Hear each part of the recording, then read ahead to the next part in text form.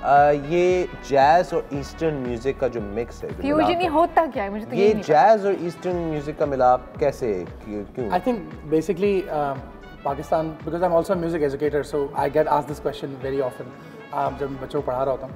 तो jazz essentially I think एक skill set भी है नेचुरली कि कुछ खास चीज़ें हैं जो आपको सीखनी पड़ती हैं तो आप फिर जैज़ म्यूजिशियन बनते हैं। But jazz is also an a spirit कि आप किसी चीज़ को परफॉर्म करें, इन द मोमेंट क्रिएट करें और हो जाए मतलब कि प्री प्लानिंग से ना आए उसको। यू नो अभी आप थोड़ी देर पहले एनर्जीज की बात कर रहे थे, तो music is again the ultimate expression of energy कि आप you just letting things through and you not holding back, you just reading the moment. So eastern classical भी इम्प्रोवाइज होता है। हमारी सकाफत में फिलबदी जो मौसीकी है उसकी हमेशा से ट्रेडिशन रहा है, और जो प्री प्लान परफॉर्म मौसीकी है तो बहुत रीसेंट डेवलपमेंट है। This happened because of western influence.